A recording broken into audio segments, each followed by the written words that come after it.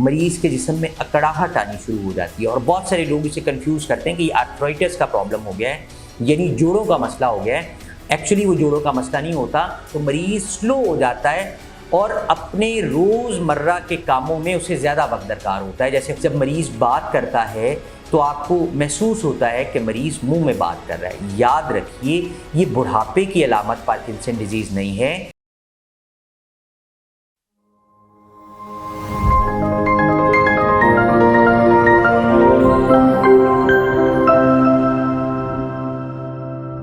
अस्सलाम वालेकुम जी, मेरा नाम डॉक्टर मोहम्मद अदनान असलम है और मैं एसोसिएट प्रोफेसर न्यूरोलॉजी के तौर पर services institute of medical sciences services hospital में अपने फ़राइज़ सरअंजाम दे रहा हूँ।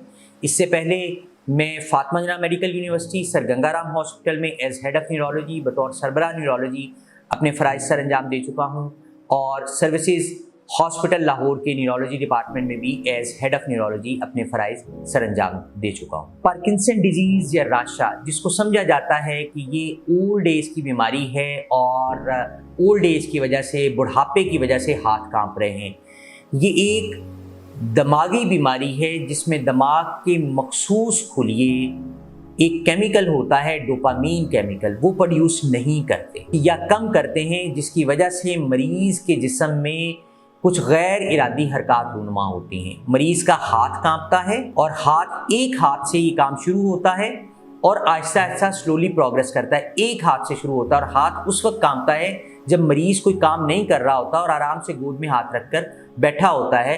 जब वो कोई काम शुरू करता है उस हाथ के साथ तो वो ट्रेमर्स ख़त्म हो जाते हैं, यानी ये रेस्टिंग ट्रेमर होते हैं जो इब्तदाई तौर पर रेस्ट पे होते हैं। जब ये बीमारी बहुत ज़्यादा एडवांस हो जाती है तो फिर ये काम करने पर भी होते हैं, चीज़ पकड़ने पे भी होते हैं और रेस्ट पे भी होते हैं। सो पहली चीज़, जो पहली अलामत है इसकी, वो रेस्टिंग ट्रेमर हैं और एक हाथ से शुरू होने वाले ट्रेमर जो कि रेस्ट पर होते हैं।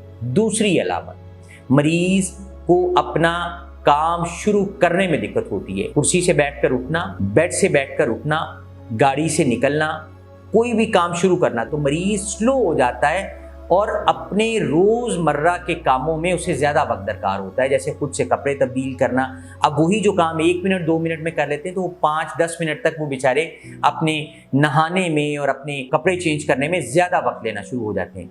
मरीज़ के जिस्म में अकड़ाहट आनी शुरू हो जाती है और बहुत सारे लोग इसे कंफ्यूज करते हैं कि आर्थराइटिस का प्रॉब्लम हो गया है, यानी जोड़ों का मसला हो गया है। एक्चुअली वो जोड़ों का मसला नहीं होता, पार्किंसन डिजीज़ की वजह से जिस्म में अकड़ाहट आनी शुरू हो जाती है। चौथी चीज़, मरीज़ की चाल में तब्दीली आनी शुरू हो जाती है और जब आप उसे चलते देखते हैं, और ये घर वाले ज़्यादा नोटिस करते हैं कि मरीज़ छोटे छोटे कदमों के साथ चलता है और ऐसा लगता है जैसे फीट ग्लू हो गए, ज़मीन के साथ जो है वो चिमट गए हैं, जो कदम है वो ज़मीन के साथ चिमट गए हैं।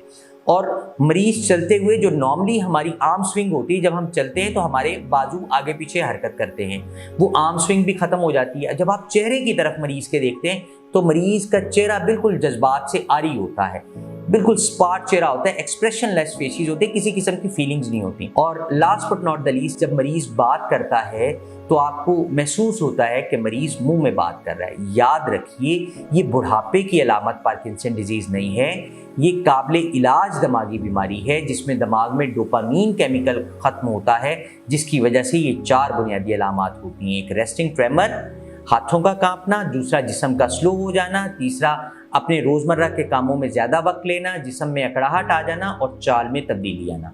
बहुत शुक्रिया।